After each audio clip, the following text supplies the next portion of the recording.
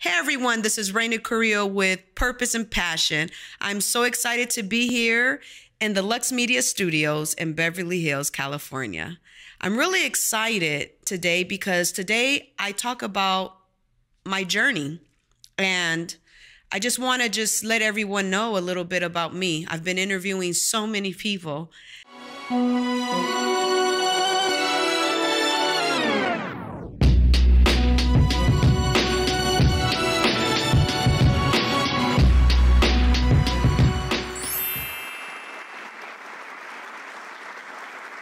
Today's topic will be Raina's journey.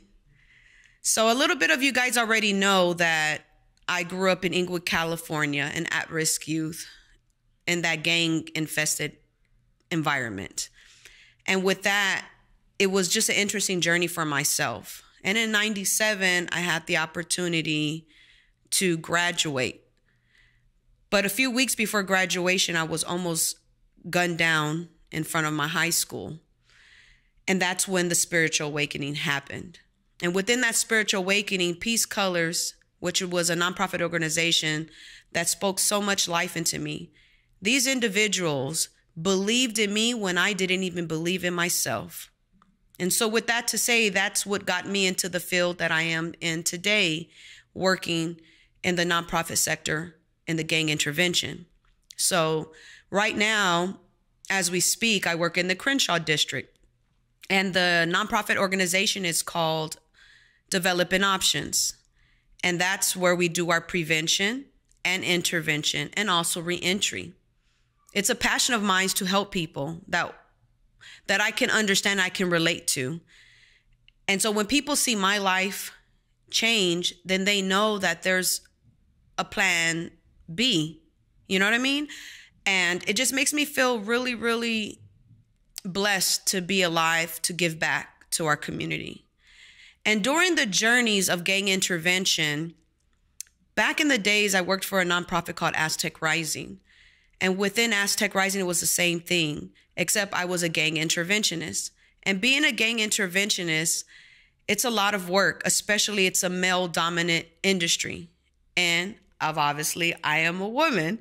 And working in a male-dominant industry could be very interesting because people focus on men more than they do women.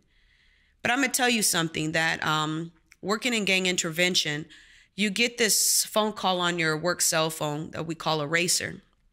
And when a homicide or shooting happens, we have to jump up and go to the scene, whether it's 3 p.m. or 3 a.m. We're working 24 hours when it comes to a homicide. So that's where I started to realize that we had to fundraise for these individuals being murdered and gunned down, whether it was doing a car wash. GoFundMe didn't even exist back then.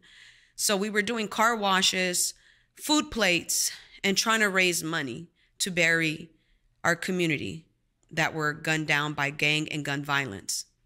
So it became hard for me because it was heavy on me, pressed heavy on me spiritually. And so with that, I met a mentor of mine named Guillermo Haro, born in Zacatecas, California, joined World Financial Group, mentored directly with Ed Milet, and became a multimillionaire. And so he educates our community about the importance of getting out of debt, life insurance, the correct retirement vehicles, and also college funds for our kids. And last but not least, an account to where you can save 6 to 12 months, which is called an emergency fund.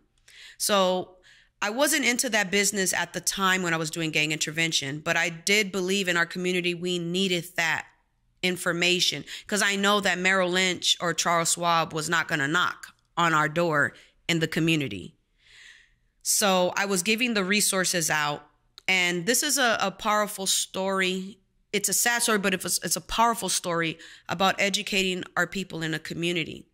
So one of my clients wanted to, for a family meeting, was interested in life insurance. Like I said, I didn't have that life insurance license at the time, but I referred somebody to the mom.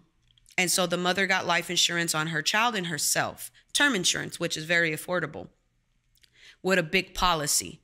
And fast forward, almost within that year, her son was gunned down and murdered. And, it was 2, 3 in the morning. I get the racer on my cell phone on the BlackBerry. And law enforcement, says, you might know this young man in the community in the Rampart area. And when they moved the white blanket from his body, it was my client.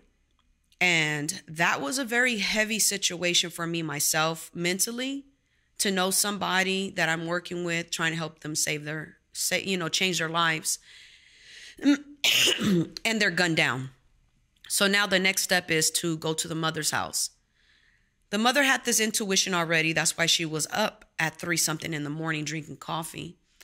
And because of a barrier of mine, I don't speak Spanish, but I understand enough, and I can speak barely a little bit to communicate, but enough for the individual to understand.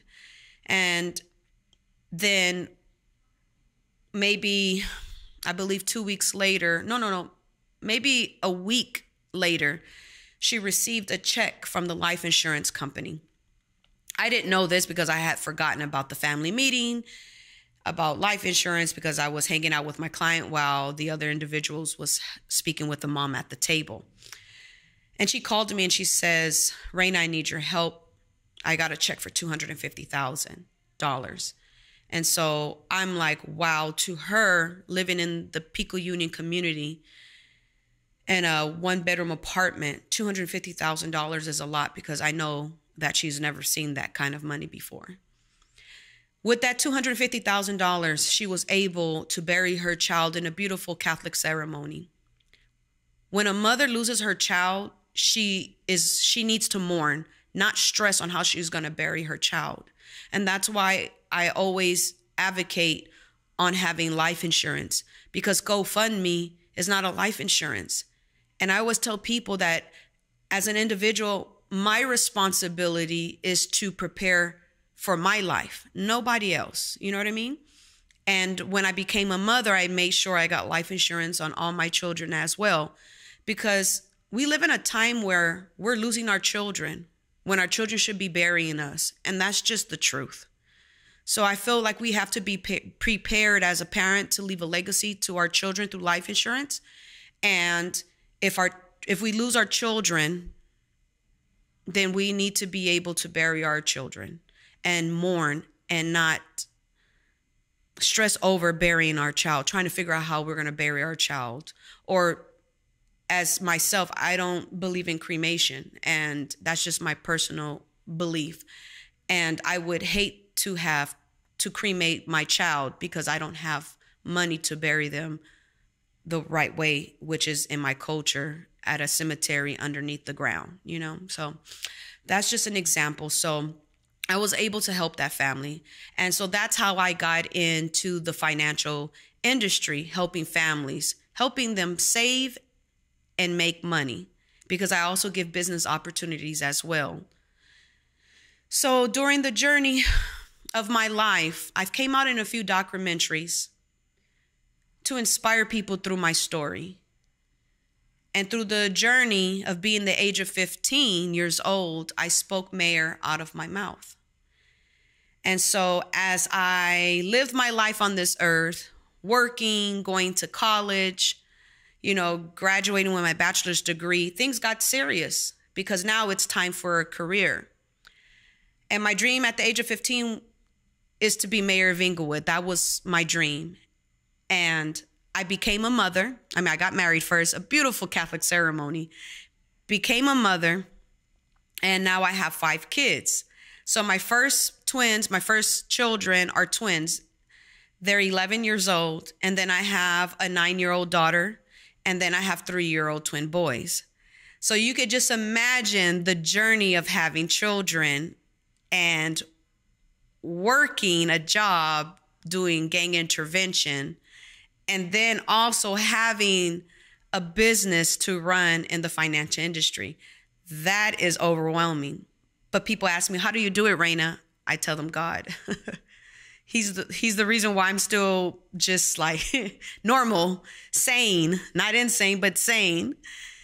And so going back to running for mayor, I came to an agreement with myself last year to take my dream serious. I've been manifesting mayor of Inglewood for years. I've been writing in my journal. I've been writing in my notes, putting prayer scriptures in my journal to match my visions and goals. Think and Grow Rich is a great documentary to watch if you want to learn how to accomplish whatever dreams you desire.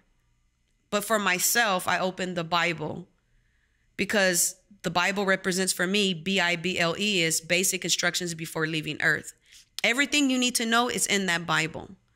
And so I learned so many things where, like an example, it says, without vision, we perish, right?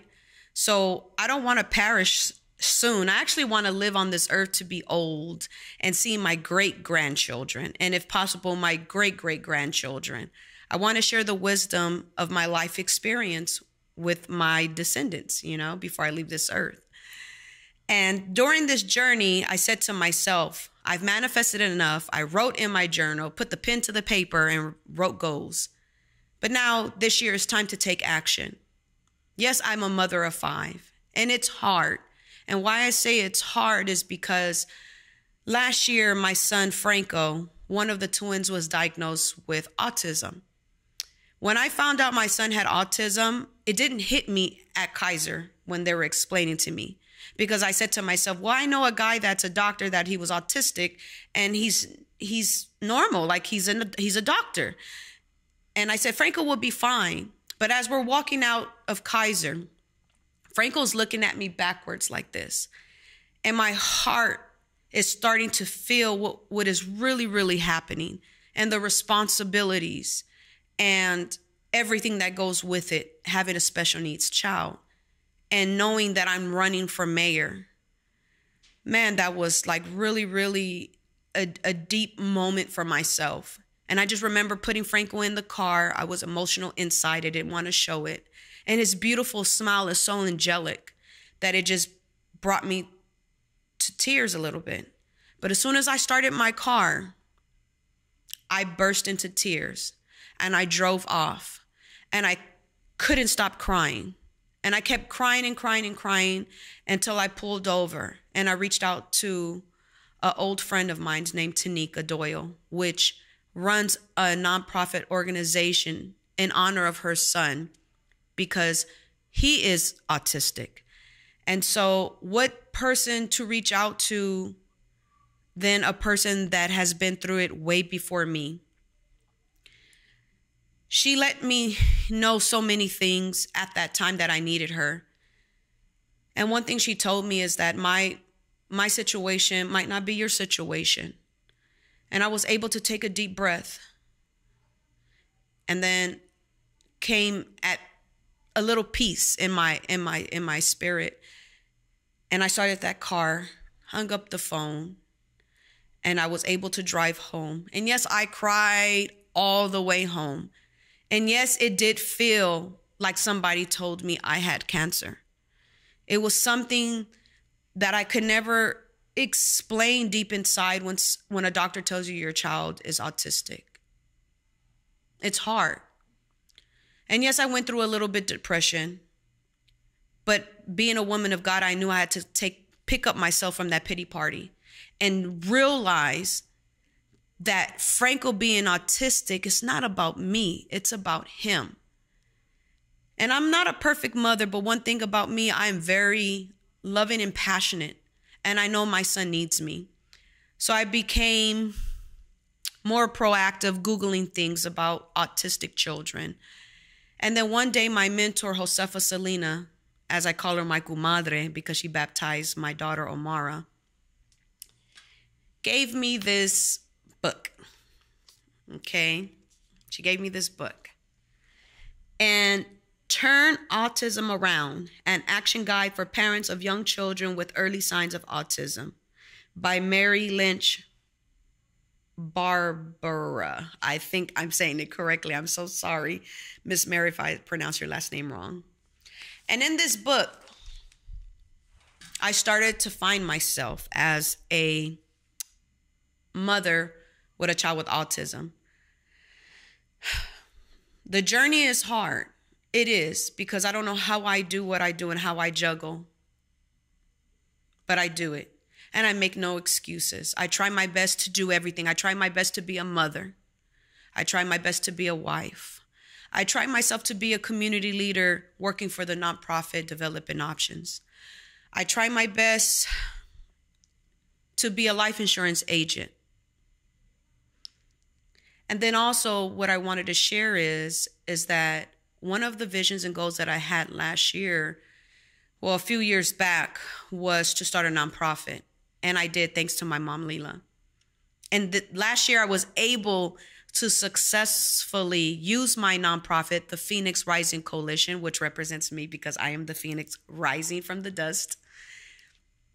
Because I truly believe that God is going to bless me in my journey, as he always has. But he's going to bless me in a whole nother level next year. I can see it. I can see it. Like, it's just so beautiful what I can see in the future. And so as I had this nonprofit, I wanted to give back, and I had a successful backpack school supply giveaway at my old elementary school I graduated, called Worthington Elementary. It was just a joy to see all the kids receive backpacks and for the parents not to stress out on school supplies and backpacks. That's the type of heart I have. You know what I mean? Like, that's the type of heart I have for my community. Then I was able to do a turkey giveaway at Worthington Elementary.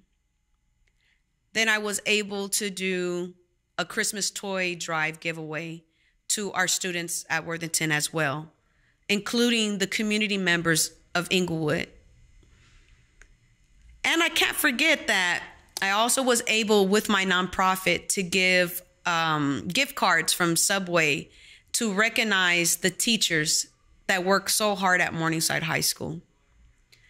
So when you look at my past, after I graduated from high school, I have been working in the community and helping people for 20 plus years. And it's been nothing but blessings. And so now, as I embark on this new journey in 2022, I am running for mayor of Inglewood. It's official, you guys. I'm taking action. And action is important, because without action, you cannot do anything. And I'm just so excited. So I wanted you guys to share my journey with me. You can follow me on Instagram on my politician journey as running for mayor at Raina for Inglewood, which is RAINA for Inglewood. Not the number 4, but 4, FOR Inglewood. And you can follow my journey there.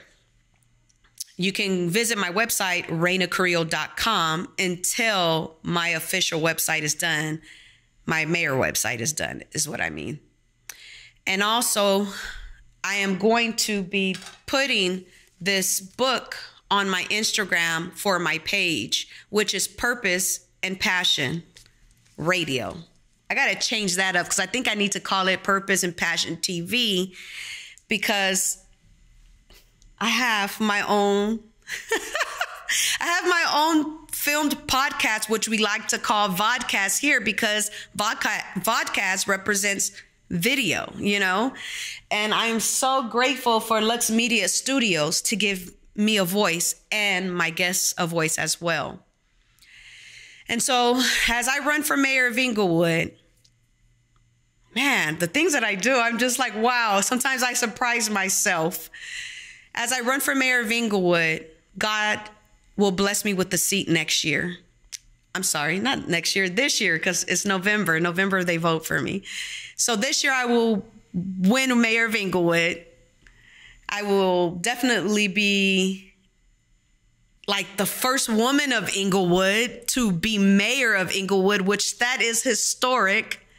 And I'm just so excited because it's like, I am Latina, you know what I mean? Like Raina Carrillo can't get no Mexican than that name, you know, even though my dad says, say it like you mean it, Raina Carrillo. So that's how I'm supposed to actually say it. But I'm, you know, born and raised in California. So I just say Raina Carrillo.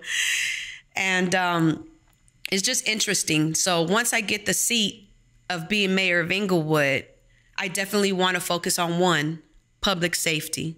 Gang intervention is needed. I don't want to share all my stuff that I want to do for the city of Inglewood, but I will share a little bit. So that's my first one, public safety. Number two is resources, the resources in our community and what they need.